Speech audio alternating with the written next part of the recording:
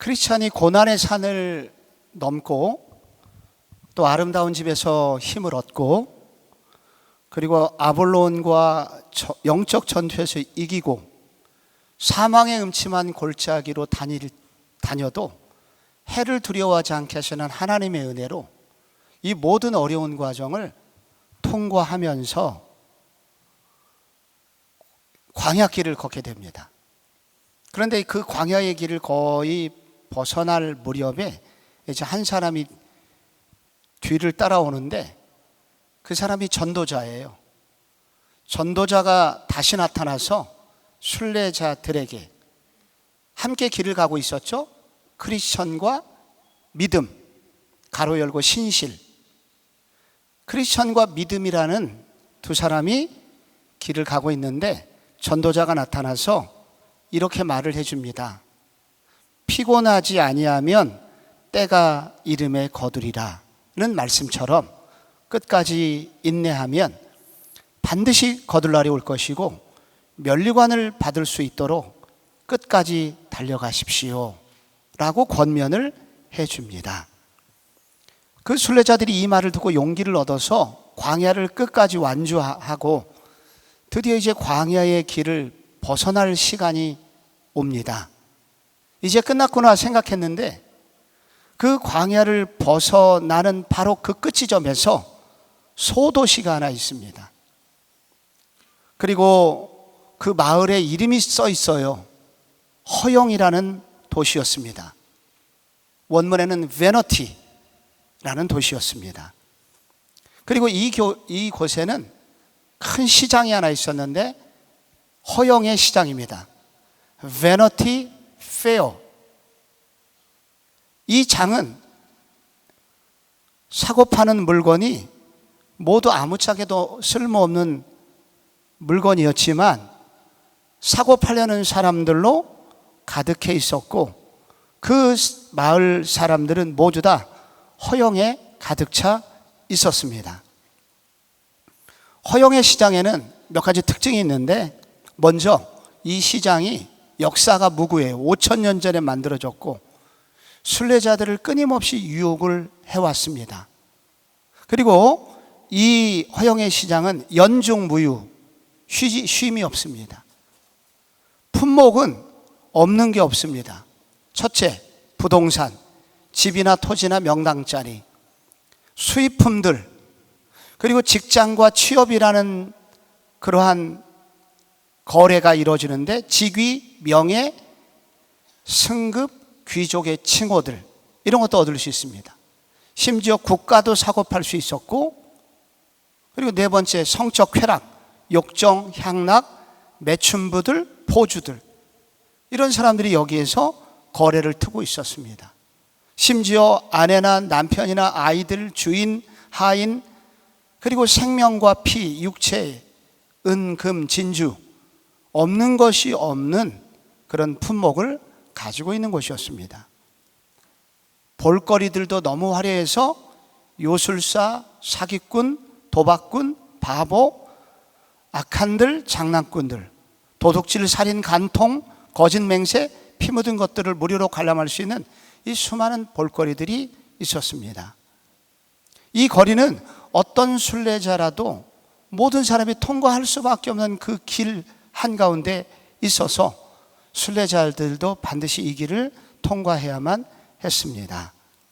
그런데 순례자들이 이 마을에 들어서자 웅성거리기 시작했고 나중에 야단법석이 났습니다.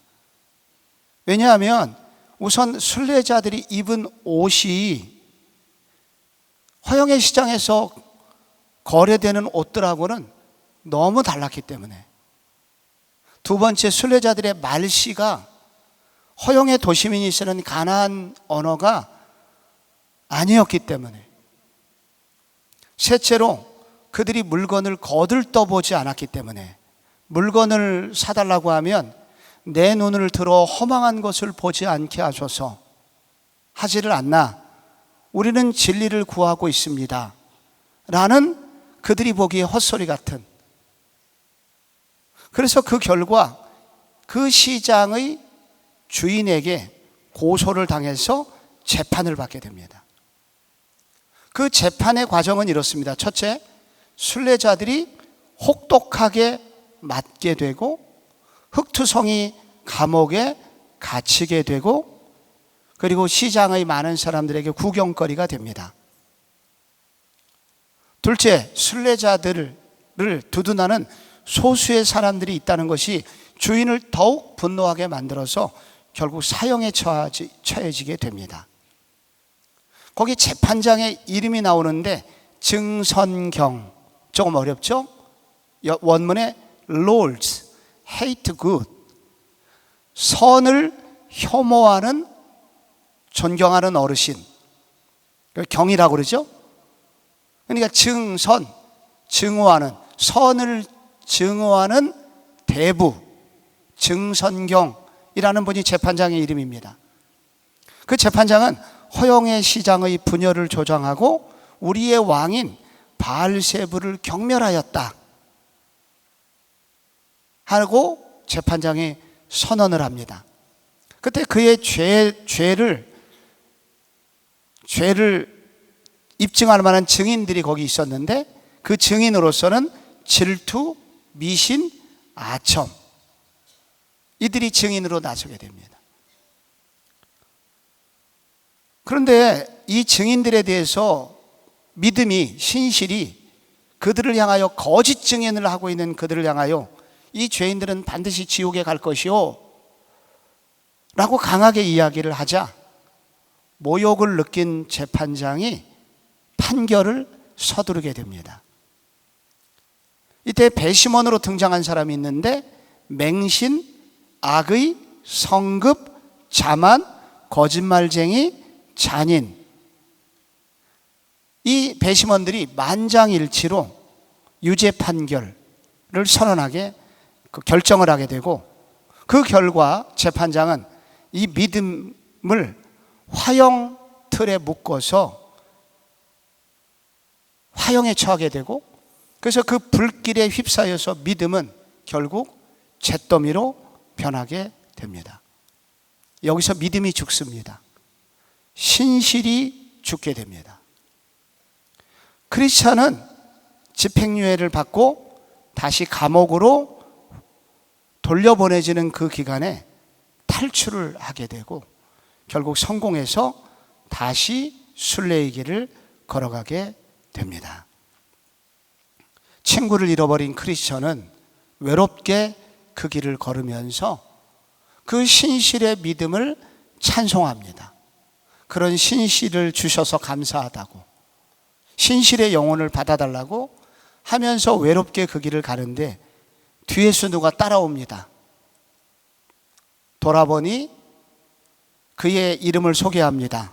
자기의 이름은 소망, 호프풀 이라는 사람이었습니다.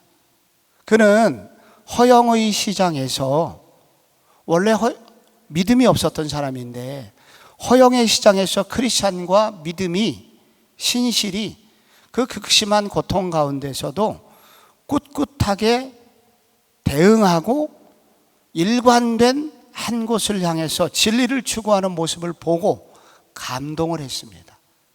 그래서 거기서 그 사람이 변화되고 그래서 크리스천을 따라오게 됩니다. 이제 크리스천은 새로운 친구 소망과 함께 이제 그 천국 길을 계속 걸어가게 됩니다.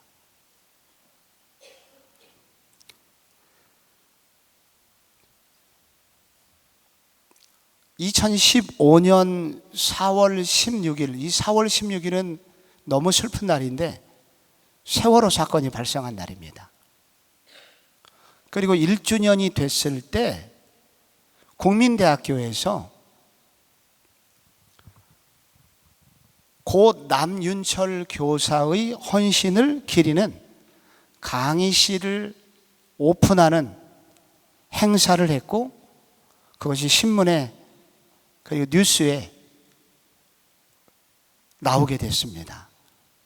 이 남윤철 선생님은 세월호 선체가 기울던 그 시간에 배 밖으로 나와서 우리를 좀 도와달라고 그렇게 호소를 하고 다시 배 안으로 들어가서 제자들을 먼저 내보내다가 결국 나오지 못하고 돌아가시게 됩니다.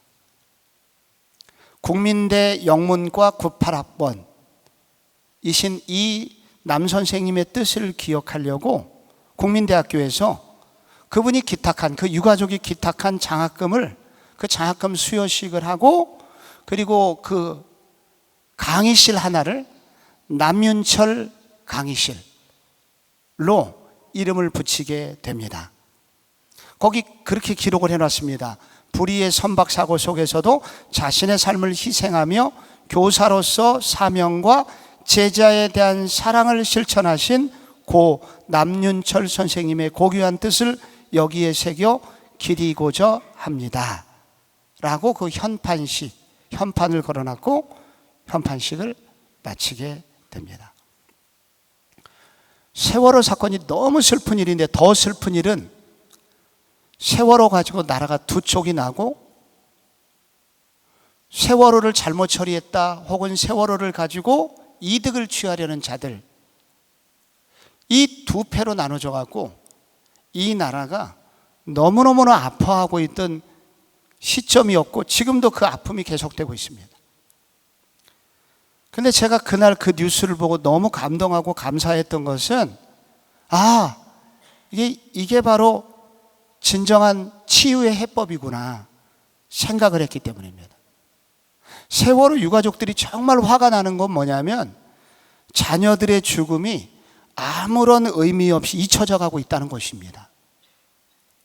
자녀들이 죽은 것도 서러운데 죽음의 의미가 없는 거예요. 근데 이 남윤철 교사의 바로 강의실이 만들어지고, 그리고 현판식이 있음으로 인해서 그의 죽음이 어떠한 죽음이었고, 그 죽음 이후에 남겨진 것이 무엇인지를 많은 분들이 보게 하여서 그의 죽음을 의미 있게 만들었어요. 그래서 그 뉴스를 보거나 그 일에 참여한 사람들은 적어도 이렇게 서로 싸우거나 아파하는 일은 없었고, 그 유가족도 상처를 이제 치유받게 됩니다. 두 종류의 죽음이 있습니다. 하나는 의미 없이 죽는 것이죠. 그럼 많은 사람이 아파요. 또 하나는 치유하고 회복시키는 죽음입니다. 그래서 우리는 어떤 죽음을 맞이해야 될 것인가? 이것이 성경 전체가 던지는 도전입니다. 기독교 최초의 교회 역사상 최초의 순교자가 스데반입니다. 스데반은 사도가 아니라 집사였습니다. 그런데 그 죽음의 결과에 대해서 사도행전 8장 8절에 이렇게 기록이 되어 있습니다. 그 성에 큰 기쁨이 있더라. 스데반의 죽음이 그 성을, 그가 살고 있었던 도시 전체를 기쁨의 도성으로 만들었다는 겁니다.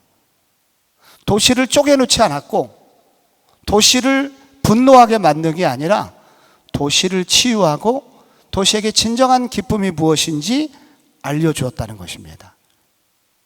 그래서 이 성경 사도행전 8장 1절 전후에서 나오는 이 스데반의 죽음은 그리스도인들에게 어떤 죽음을 맞이해야 될 것인지 많은 교훈을 남기고 있습니다. 우선 이 스데반이 남긴 교훈 중에서 중요한 교훈 하나는, 우리가 가진 진리는 세상에서 미움을 받을 수밖에 없다는 것을 알려줍니다. 7장 54절 보면은 이런 구절이 나옵니다. 그들이 이 말을 듣고 마음에 찔려 그를 향하여 이를 갈거늘. 마음에 찔려, 스데반의 설교를 듣던 사람들이 마음이 찔렸습니다. 스데반의 긴 설교가 나옵니다. 7장에. 긴 설교의 핵심은 뭐냐면, 하나님은 성전에 갇혀 계신 분이 아닙니다 라는 주제였습니다. 하나님은 예루살렘 성전 안에 갇혀 계신 분이 아닙니다. 왜냐하면 우리의 믿음의 조상 아브라함도 예루살렘 성전이 만들어지기 전에 이미 갈대아 우르라는 이방 땅에서 하나님이 임재하셔가지고 그가 가나안 땅까지 오지 않았습니까? 요셉이 성전이 있었습니까? 애굽 땅에 종이 되었을 때 거기서 하나님이 임재하셔서 그가 국무총리 그리고 그 많은 사람을 살리지 않았습니까? 그런데 이것이 예루살렘 성전을 신주단지 모시듯이 그렇게 귀중히 여기는 유대인들을 자존심을 상하게 만들었습니다. 그래서 그들의 마음이 찔려가지고 그를 향하여 이를 갈았습니다. 그리고 죽게 된 겁니다. 근데 사도행전을 보면 마음에 찔려가 2번 나와요. 우리가 첫날 읽었던 구절에 사도행전 2장에 보면은 베드로의 설교를 듣고 마음에 찔려 말씀의 급습을 통해서 그들이 마음이 찔려가지고 회개 기도를 합니다. 그런데 여기에 나오는 사도행전 7장에 나오는 스데반의 설교를 듣고 마음이 찔렸는데 그들은 이를 갈았습니다. 그리고 달려들어서 스데반을 죽이게 됩니다. 왜 그랬을까요? 스데반은 사도가 아니라서 그랬을까요? 능력이 약해서 그랬을까요? 아닙니다. 청중이 달라서 그렇습니다. 청중이. 베드로 설교를 들은 사람들은 은혜 받으려고 온 사람들이고 스데반의 청중들은 종교 지도자들과 처음부터 스데반을 못마땅하게 여긴 사람들이었기 때문입니다. 소위 예루살렘 기득권층이었습니다. 그래서 그들이 그동안 자랑스럽게 여기던 성전을 허물고 이거를 훼손할 때 그들은 견딜 수가 없었고 그래서 스데반이 죽게 됩니다. 여러분, 허영의 시장에 순례자들이 들어설 때 마을이 난리가 났잖아요. 왜 난리가 났습니까? 첫째 옷이 다르고 둘째 말투가 다르고 그리고 무엇보다 자기들이 귀하게 여기는 것을 거들떠보지도 않고 내 눈을 들어 허망한 것을 보지 않게 하소서. 이런 소리 하니까 고소를 당하고 결국 죽게 됩니다. 여러분, 며칠 전에 국가인권위원장 후보 청문회가 있었습니다. 안창호 전 헌법재판관이 인권위원장 후보가 됐죠. 그런데 거기에 여러 위원들이 질문을 하는데 이 사람 이름은 꼭 밝혀야 될 것 같아요. 김성회 의원이라고 있습니다. 더민주 고향에서 당선되신 분입니다. 그분이 안창호 대법관은 분당에 있는 임마누엘 장로교회 장로님이세요. 당신은 진화론을 부정합니까? 과학자도 아닌 분이 진화론이라는 이론을 부정하는 것이 옳습니까? 안창호 후보가 진화론은 무생물이 최초의 생명체로 형성되는 것을 전제로 하는데 그 생명의 오묘함과 섬세함, 그 전제에 대하여 현대 과학의 충분한 설명이 없는 것으로 저는 알고 있습니다. 그래서 학교에서 공평하게 창조론도 가르쳐야 됩니다. 그렇게 말하자 그 김 의원이란 분이 당신은 극보수 기독교 탈레반주의자와 같습니다. 진화론을 부정하는 자는 공직자가 될 수 없습니다. 탈레반이 누구예요, 여러분? 임산부의 배를 갈라도 눈 하나 깜짝하지 않고 그리고 칼로 참수형을 내리면서도 눈 하나 깜짝하지 않는 잔인한 사람들이잖아요. 그런데 진화론을 부정했다고, 즉 성경을 믿고 성경을 실천하려고 한다고 기독교 탈레반주의자라고 비난을 했습니다. 공직자가 될 수 없다고. 성경을 믿으면 공직자, 높은 공직자도 앞으로 될 수 없는 엄청난 반기독교 문화가 지금 분위기라는 거예요. 천하람 위원이라고 있습니다. 개혁신당에. 특정 종교에 대한 강한 신념은 국가인권위원장으로 매우 위험합니다. 절대 될 수 없습니다. 목사 아들입니다. 천하람은. 신장식 의원, 조국혁신당인데 차별금지법 반대하는 걸 물었습니다. 당신이 이 차별금지법이 확산되면 왜 에이즈가 확산되고 공산주의, 사회주의 혁명의 핵심적 수단이라고 주장을 하고 있습니다. 이것은 바로 동성애자들에게 혐오 발언입니다. 그런데 그러면서 강하게 비웃으면서 조롱하는 투로 한참 나이가 드신 안창호 그 재판관을 향하여 비난의 목소리를 여러분이 보시기를 원하면 이름만 찍으면 유튜브에 계속 볼 수 있습니다. 저희는 다행히 김지연 약사, 우리가 한동안 많이 이런 분들을 모셔가지고 이미 알고 있습니다. 실제적으로 에이즈 환자의 90%가 동성간 성행위 때문이다 하는 걸 우리는 다 알고 있습니다. 그런데 신 의원은 동성애를 혐오하는 사람은 공직자 자격이 없다, 이렇게 단언을 합니다.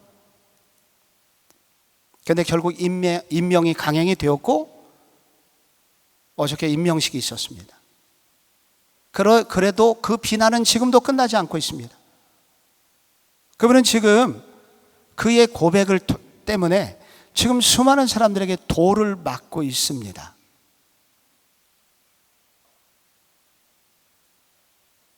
그런데 이것이 스데반이 당했던 일입니다.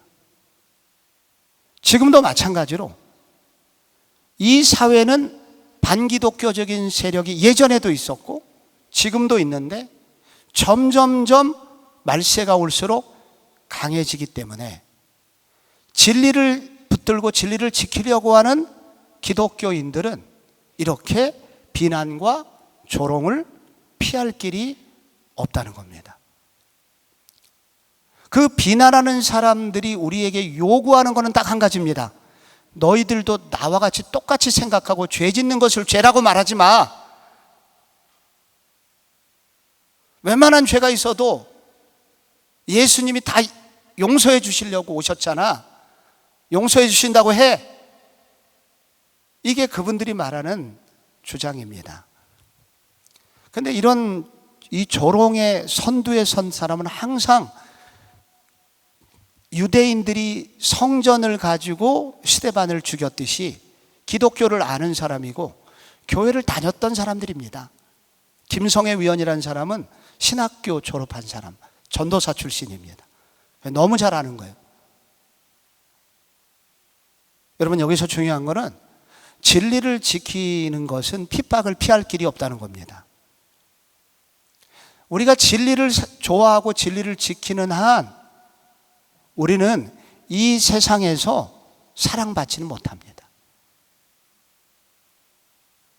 그래서 스데반도 그래서 죽임을 당할 수밖에 없었습니다. 여기서 오해하면 안 되는 게 있어요. 내가 잘못해서 핍박을 받는 거하고 진리 때문에 핍박을 받는 거하고는 전혀 다릅니다. 내가 잘못해서 게을러서 죄짓다가 핍박을 받는 것하고 스데반이 순교당한 거는 다른 거예요. 밤새 게임하다가 늦잠을 잤습니다. 밤새 게임하고 특세 옵니다. 그래서 조금 더 자려고 그러는데 엄마가 깨웁니다. 안 일어나자 엄마가 화를 내고 등짝을 때립니다. 교회에 와서 놀다가 시험 망칩니다. 교회 가지 말라는 말 듣습니다. 주여, 제가 주님 때문에 핍박을 당하고 있습니다. 이렇게 말하면 안 된다는 거예요. 내가 잘못해서 핍박을 받는 것은 핍박이 아니고 순교가 아닙니다. 그런데 진리를 지키다가 진리 때문에 핍박을 받는 것이 바로 스데반이 걸어갔던 길입니다. 이 스데반의 순교에서 굉장히 중요한 또 한 가지를 알려주는 게 있는데, 믿음으로 살아도 이 세상에서는 안전을 보장받지 못한다는 겁니다. 초대교회 7 집사님이 세워졌고요, 그 중에 제일 믿음 좋은 사람이 스데반 집사였습니다. 선한 일을 제일 많이 한 사람이 스데반 집사였습니다. 그런데 제일 먼저 죽었습니다. 빌립 집사라는 분이 있거든요. 근데 그 8장 뒷부분에 읽어보면은 사마리아에 가서 대부흥을 일으킵니다. 스데반 말고 나머지 6명은 오래 살아요. 근데 믿음 좋은 일꾼, 선한 일을 많이 했던 스데반은 제일 먼저 죽습니다. 허영의 시장에서 크리스천과 신실, 믿음이 재판에 넘겨져서 순교를 당하죠. 설로역정 전체를 읽으면서 제일 가슴 아픈 장면입니다. 너무 안타까운 장면입니다. 어떤 면에서 크리스천보다도 믿음이 더 좋은 분이셨습니다. 왜 죽는가? 선의가 알려준 대로 우리가 걷는 길은 바른 길이고 좁은 길이고 곧은 길입니다. 그래서 이 두 사람이 정도를 걸어갔잖아요. 그런데 정도를 걸어가는 것이라는 것은, 정도를 걸어간 대가가 받는 축복이 이 세상에서의 축복이 전부가 아니다 하는 것을 말해줍니다. 우리가 살아서 천국 가는 것도 복된 일이지만 믿음을 지키다가 순교하는 일은 또한 복된 일이다 하는 것을 신실히 스데반이 보여줍니다. 사도행전 조금 더 읽으면 12장에 나오고, 거기에 베드로와 야고보가 함께 감옥에 갇히게 됩니다. 둘 다 사도였습니다. 그런데 얼마 후에 베드로는 온 교회 교인들이 기도해 갖고 감옥 밖으로 나오게 됩니다. 그런데 거기에서 그냥 지나치기 쉬운 한 구절이 나오는데, 야고보 사도는 참수형을 당하였다 라는 한 반구절이 지나치듯 기록되어 있습니다. 야고보는 똑같은 사도거든요. 그런데 베드로에게는 기적이 일어나서 감옥에서 나오게 됐는데 야고보는 참수형을 당하게 됩니다. 왜 그러는 것일까요? 누구는 죽고 누구는 살고, 하나님 이게 좀 너무 편애하시는 거 아닙니까? 이런 질문이 생깁니다. 그런데 우리에게 사명이 다르다는 거예요. 한 사람은 끝까지 남아서 교회를 지켜야 되는 사명이 있고, 또 한 사람은 순교를 통해서 세상을 깨우는 일을 하라는 사명을 가졌다는 거예요. 순교는 잠든 교회를 깨우는 하나님의 돌직구다, 이렇게 말할 수가 있습니다. 그래서 야고보가 죽은 얘기를 듣고 예루살렘 교회가 정신이 번쩍 들고, 그래서 기도가 살아나고 베드로는 필요합니다 주님 하면서 기도하여 그날의 그 기적이 일어났던 것으로 보입니다. 그런데 그 순교자들이 결국 마지막에 그 12사도가 전부 다가 마지막엔 결국 순교자가 됩니다. 마태 사도는 칼에 죽임을 당하고, 작은 야고보는 톱에 켜서 죽임당하고, 나중에 집사 빌립도 참수형을 당하고 등등, 도마라는 사도는 인도에 가서 도끼에 맞아서 순교를 당하게 됩니다. 근데 하나님께서 그들을 어떻게 예우하셨냐면 계시록 21장 14절을 한번 보세요. 그 성의 성곽에는 12기초석이 있고 그 위에는 어린 양의 12사도의 12이름이 있더라. 우리 눈에는 실패한 것처럼 보여도 실상 가장 존귀한 일이 되도록 하나님께서 성도의 죽음을 귀하게 여기셨다는 겁니다. 10년 전에 우리 교회 분당 우리 교회 이찬수 목사님이 마지막 날 자기 아버지 얘기를 하시더라고요. 아버지는 말을 더듬으셨답니다. 목사님이셨는데 말을 더듬었어. 그러니까 개척교회를 했는데 성도들이 오지를 않는 거예요. 그래서 개척교회 하면서 대우 못 받고 말 더듬고 교회에서 조금 더 어려운 일이 생기면 말을 더 더듬고, 그래서 이분이 이 문제를 해결하기 위해서 기도원에 갔다가 금식 기도하러 갔다가 13일 만에 송장이 되어서 돌아오셨다고 합니다. 그리고 세월이 흘렀고 자기가 개척을 했는데 매주일 50명씩 줄을 서가지고 분당 우리 교회 오고 싶어가지고 매주 50명씩 끊임없이 오더래요. 50명씩 200명 300명 오는 게 아니라 매주 50명씩 뭐 이렇게 좀 등록 카드, 그러니까 어디 무슨 표 예매한 것처럼. 그리고 추석 연휴 끝나면 그 다음 주엔 100명, 평균 50명씩 계속 50명씩 와서 개척 3년 됐는데 3,000명이 모이게 됐어요. 10년 만에 2만 명이 모이게 됐어요. 많은 사람이 분당 우리 교회 가고 싶다고 존경을 받았어요. 그분이 이런 말을 했습니다. 마지막에 저희 아버지하고 저하고 주님 모실 때 누가 더 귀한 목사일까 생각해 봤다고 합니다. 누가 더 영광스러운 목사일까?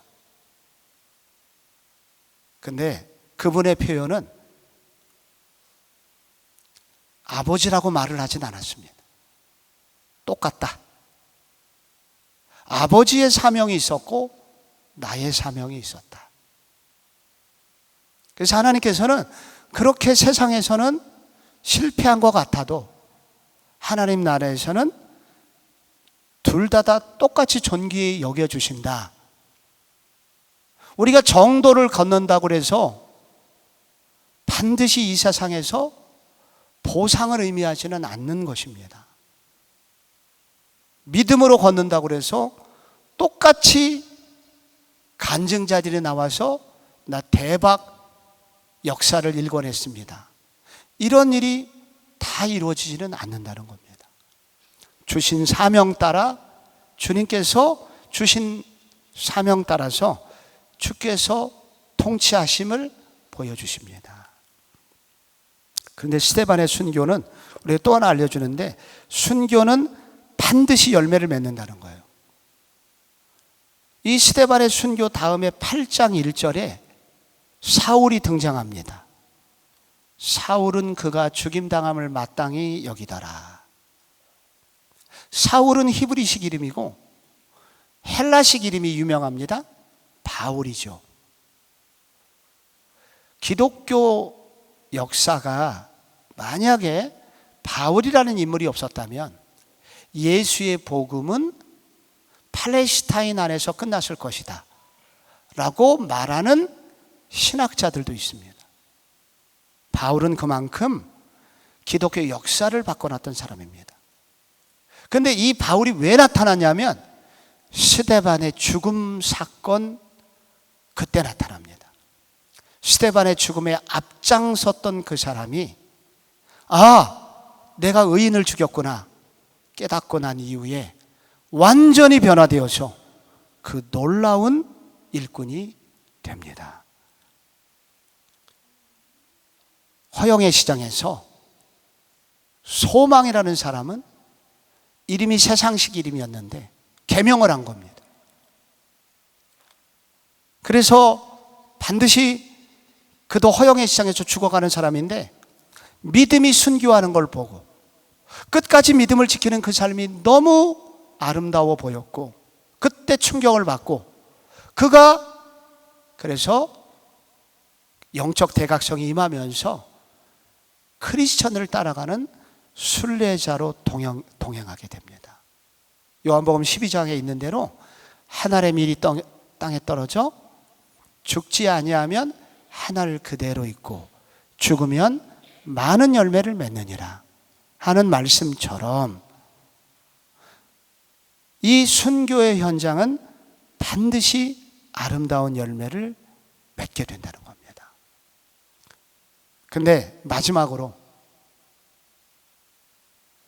어떻게 스데반이 돌에 맞으면서도 주여 이 죄를 저들에게 돌리지 마옵소서 라고 기도하면서 끝까지 믿음을 지킬 수 있었을까?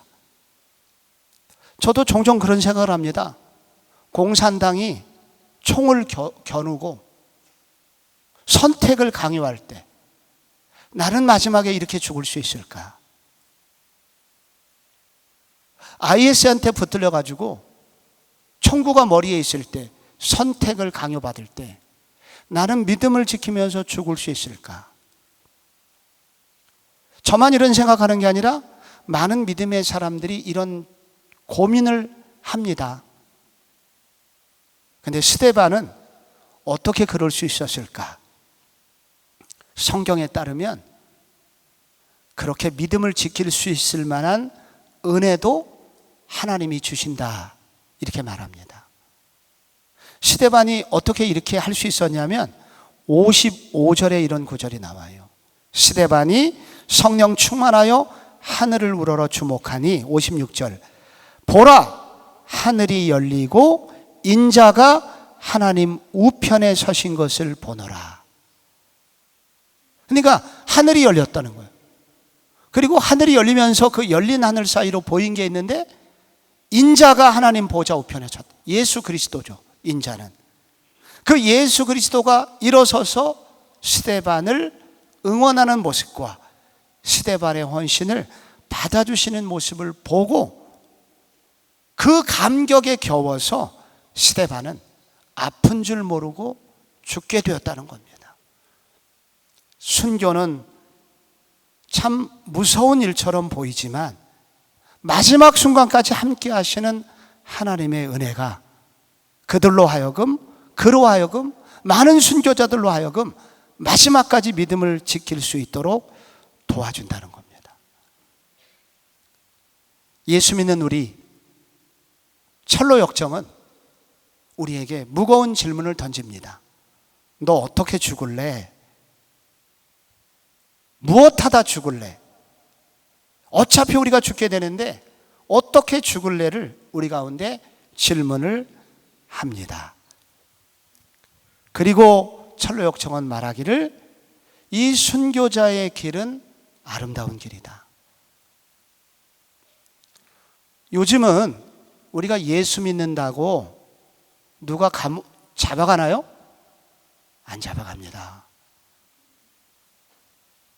요즘처럼 자유롭게 예수 믿을 수 있는 기회가 없습니다. 그럼 이 시대의 순교자로 살아가는 것은 무엇을 의미할까요? 이 시대의 순교는 뭘까요?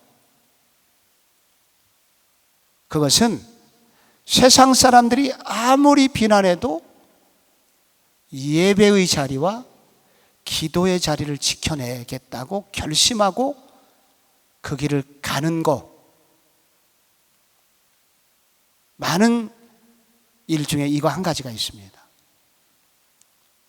요즘 특별히 젊은이들은 20대들은 다 그래요.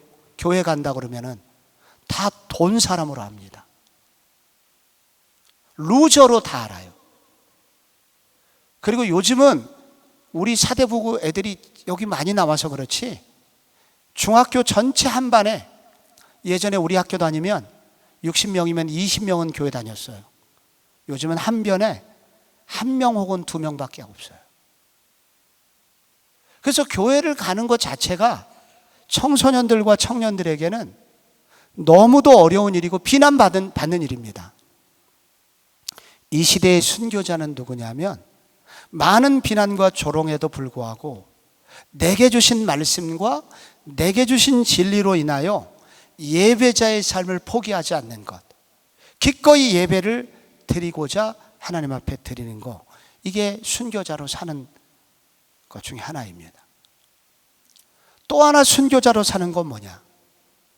이 지금 크리스천이 살던 시대와 이 스데반이 살던 시대보다 요즘은 죄를 지을 수 있는 게 너무 많아요. 유혹이 너무 많아요. 이 시대의 순교는 뭐냐? 음란 동영상 다 삭제하는 겁니다. 그래서 은혜 받은 거, 은혜 받고 난 다음에 내 은혜를 갉아먹는 가시떨기, 그것 삭제하는 거예요. 그리고 유튜브 시간을 줄이는 겁니다. 쓸데없이 내 삶을 갉아먹는, 그래서 나의 시간이 하나님과 교제하는 일이 늘어나게 하는 것, 이게 순교자로 이 시대에 살아가는 것입니다. 그리고 또 하나, 셋째, 요즘같이 나 하나 믿음 지키는 것도 힘든데 비난과 조롱에도 불구하고 복음을 증거하는 것입니다. 내가 믿는 예수가 우리를 진정한 진리로 이끌어 줍니다. 유튜브는 진리가 아닙니다. 내가 믿는 예수를 증거하고 누군가에게 복음을 증거하려고 시도하는 것, 특별히 이 시대에 이것이 바로 순교자로 살아가는 것입니다. 마지막일지 아닐지, 네 번째, 하늘나라의 보화를 쌓는 것. 오늘 성경 말씀에도 이 세상에 있는 것들은 결국 사라집니다. 결국은 남는 것은 하늘나라의 창고에, 하늘나라의 계좌에 남는 것만 결국 남게 되는데, 나는 하늘나라에 얼마나, 하늘나라 계좌에 영원히 남는 것이 남아있을까 생각해야 됩니다. 이 세상에 있는 거 다 팔아서 어떻게 하라는 얘기가 아닙니다. 이 세상에서 열심히 살아야 됩니다. 주님 오실 때까지. 그리고 이 세상에서 치열하게 사셔야 됩니다. 돈도 할 수 있으면 많이 버셔야 됩니다. 마지막 날까지 우리는 이 세상에서 필요한 게 있어요. 열심히 살아야 됩니다. 그런데 동시에, 그러나 이 모든 것은 사라지게 됩니다. 그러면 하늘나라 계좌에는, 하늘나라 창고에는 무엇을 남길 것인가? 나의 이와 같은 하나님이 주신 복이 하늘나라 창고에 쌓이는 일에 어떻게 투자가 되고 있는가 생각해야 됩니다. 그리고 고민하셔야 됩니다. 이게 순교자로 사는 겁니다. 저는 마지막으로, 순교자라는 것은 다른 게 아니라 하나님이 나에게 지금 맡겨주신 사명을 목숨처럼 소중히 하고 목숨을 걸고 사명을 감당하는 것입니다. 어저께 시골 교회에서 고생하시는 목사님 오셨습니다. 너무 감동입니다. 제 동기생이고 가슴도 아픕니다. 그리고 또 섬에서 목회하는 많은 동기들이 있습니다. 시골 교회에서 목회하시는 분하고 서울에서 이렇게 큰 교회에서 대형 교회 목사하고 누가 더 힘든가? 하늘나라 가면 누가 더 인정을 받을까요? 많은 분들이 시골 교회요 그럴 거예요. 그렇지 않습니다. 둘 다 똑같이 받습니다. 대형 교회 목사는 시골 교회 목사에 많이 힘듭니다. 중국 전체 역사를 통틀어서 가장 탁월한 황제로 인정받았던 황제가 강희제라는 황제입니다. 강희제는 20여 년 그의 통치 활동을 통해서 나라 전체를 태평성대로 만들고 백성들에게 너무나 아름다운 일을 행했습니다. 지금도 존경받고 있는 일이에요. 그래서 중국 등소평부터 시작해서 제일 존경하는 황제가 강희제라는 황제입니다. 그런데 그는 마지막에 허리가 굽어서 눈이 멀어서 이제 죽게 되었는데, 그에게 그런 얘기가 있습니다. 신하들이 모두 다 퇴청해도 나는 퇴근 시간이 없다. 전국 각지에서 올라온 상소문들을 읽느라고 새벽을 맞을 때가 하루 이틀이 아니었다.